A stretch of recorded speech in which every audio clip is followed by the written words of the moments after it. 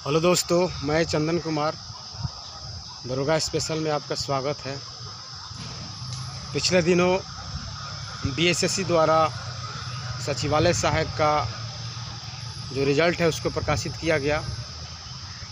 काफ़ी हतप्रद करने वाला ये परीक्षा परिणाम था, परीक्षा फल था, जिसको लेकर के बहुत सारे अभ्यर्थी जिनका अनुक्रमांक परीक्षा फल में सम्मिलित नहीं है को लेकर बहुत परेशान हैं और परीक्षा को रद्द कराने के लिए जो आंदोलन शुरू हुआ था उस आंदोलन का कोई असर ना तो सरकार के ऊपर दिखा और ना ही आयोग के ऊपर। सरकार अपनी मंशा में कामयाब हुई, जो करवाना चाहती थी उसमें सफल हुई। बहुत सारे अभ्यर्थी आरोप लगा रहे हैं, मैं भी आरोप लगा रहा हूं कि मेरा नंबर इतना था, 110 था, 115 था, 120 था। पहले तो ये समझ में नहीं आ रहा है परसेंटाइल का नियम। आयोग द्वारा जो परसेंटाइल दिया गया है 98 पॉइंट कुछ पॉइंट, तो ये समझ में नहीं आ रहा है कि ये किस तरह से परसेंटाइल बनाया गया है। और इसी चक्कर में सारे अभ्यर्थियों का भविष्य जो है आयोग ने बर्बाद कर दिया है। एसएससी के जो अध्यक्ष हैं, अध्यक्ष महोदय को बहुत बहुत बधाई, जिन्होंने इतना सब होते हुए भी परीक्षा के परिणाम को प्रकाशित कर दिया।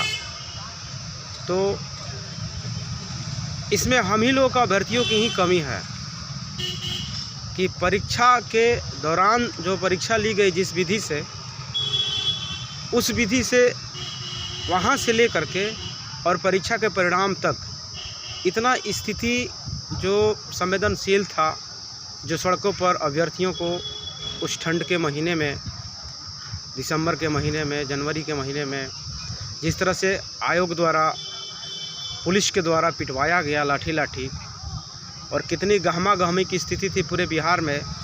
यहाँ तक कि मीडिया की एक पूरी तादाद बराबर अभ्यर्थियों के संपर्क में थी, सवाल जवाब पूछ रही थी। उन्हें भी पेपर का एविडेंस वगैरह हाथ लगा था, उन्होंने भी दिखाया था।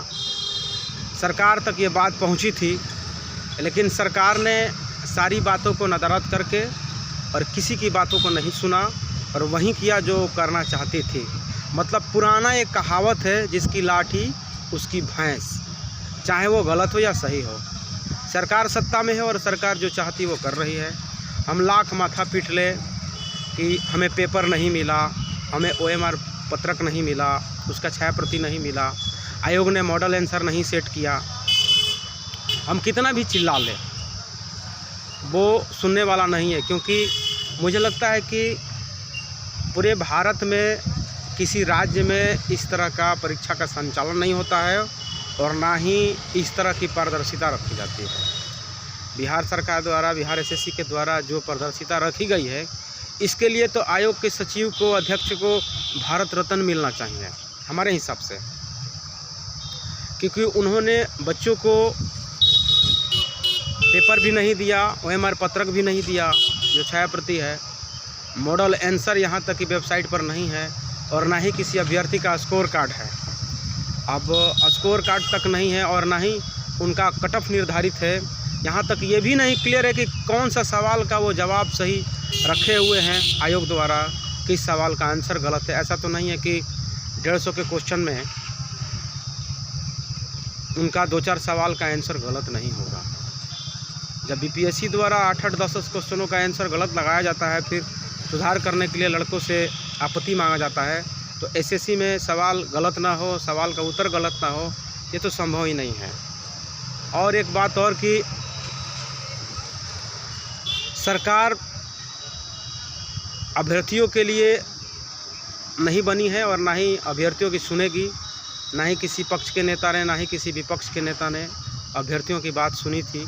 यहाँ तक कि माननीय उप मुख्यमंत्री तेजस्वी प्रसाद को भी हम अभ्यर्थियों द्वारा जो प्रतिवेदन दिया गया था, आवेदन दिया गया था, साक्ष्य भी दिया गया था कि ये यहाँ त्रुटि है, ये पेपर लीक हुआ है यहाँ पर, तो उस चीज़ को भी उप मुख्यमंत्री ने ध्यान नहीं दिया और वहीं किया। क्योंकि देखिए, हम बाहर बैठ कर के ये अंदाज़ा लगाएं कि परीक्षा दे के आए, हमारा परीक्षा अच्छा गया, हमारा रिजल्ट हो जाएगा, हमारा रिजल्ट होगा। उम्मीद तो सब लगाते हैं परीक्षा देने के बाद, हर अभ्यर्थी लगाता है। लेकिन आज जो जिस तरह से परीक्षा का परिणाम आया है, पढ़ने वाले अभ्यर्थी तो रिजल्ट से बाहर ही हैं और वो अपने गार्जियन को क्या बताएं उनका दर्द और उनका भविष्य, वो क्या फीलिंग कर रहे हैं, किस स्थिति में है, ये बयां करने लायक नहीं है। और एक बेरोजगार युवा जब अपनी उम्र के आखिरी पड़ाव पर हो और इस तरह का घटना उसके साथ घटता हो, वहीं समझता है कि एक अथक परिश्रम करने के बाद जब असफलता हाथ लगती है, उसका दर्द वो अभ्यर्थी समझता है। आयोग न समझेगा, ना कोई मंत्री समझेगा, ना कोई विधायक समझेगा, ना कोई पदाधिकारी समझेगा। न जाने क्यों उन अभ्यर्थियों के साथ इस तरह का हो रहा है। और बिहार में जो स्थिति है, ये कब सुधरेगी, कब कोई ऐसा लीडर आएगा जो अभ्यर्थियों के लिए सरकार से लड़ेगा या फिर सरकार के द्वारा ही अभ्यर्थियों के पक्ष में कुछ काम करवाएगा। कब वो दिन आएगा, कब कोई ऐसा लीडर पैदा होगा। दिलीप कुमार और सौरभ जी द्वारा अभ्यर्थियों के लिए जो काम किया गया, उन्होंने अपनी तरफ से बहुत प्रयास किया, पूरा प्रयास किया। लेकिन जब सरकार ने खुद ठान लिया कि हम किसी की नहीं सुनेंगे, तो आप कितना भी चिल्लाते रहिए, सरकार तो आपकी बात सुनेगी नहीं। हमें कुछ करना होगा अलग से, कुछ अलग विधि अपनानी होगी, हमारे लिए नहीं, हम लोगों के लिए भी नहीं, क्योंकि हमारे आने वाली जो पीढ़ी है आगे, जो पीछे बच्चे तैयारी कर रहे हैं, उनके सपने भी ऐसे ही टूटेंगे। हमें कुछ ठोस करना होगा, तब जाकर के सरकार के, कोई भी सरकार हो, आज जेडीयू और आरजेडी की गठबंधन की सरकार है, कल कोई और सरकार आएगी। सरकारें तो आती और जाती रहती हैं, लेकिन तरीका सारी सरकारों का यही रहता है। हम सिर्फ इस सरकार की बात नहीं करें, आने वाली सरकार के भी बारे में बात बोल रहे हैं कि आने वाले भविष्य में भी इस तरह का काम होगा। हमें कैसे निपटना है, अभी फ़िलहाल हमें क्या करना है। अभी फ़िलहाल प्रत्येक अभ्यर्थी को, जो भी इस चैनल को मेरे देख रहे हैं, उनसे मेरा आग्रह है कि आरटीआई के तहत, सूचना के अधिकार अधिनियम के तहत जो हमारा अधिकार मिला है हमें सूचना लेने का, किसी सरकारी संस्था से या किसी भी संस्था से, उसका प्रयोग कीजिए। एक 10 रुपये का या 5 रुपये का फॉर्म आता है सूचना का अधिकार अधिनियम से, आप उसको लीजिए और बीएसएससी की सचिव को, सेवा में बीएसएससी सचिव महोदय लिख करके, और एक आईपीओ लीजिए, इंडियन पोस्टल ऑर्डर, उस पर भी लिखिए बीएसएससी सचिव महोदय। नीचे जो ड्रॉ किया जाता है, कहाँ पेमेंट होगा, अदा कहाँ किया जाएगा आईपीओ को, उसमें लिखिए एचपीओ पटना या जीपीओ पटना, और बगल में अपना एड्रेस लिखिए।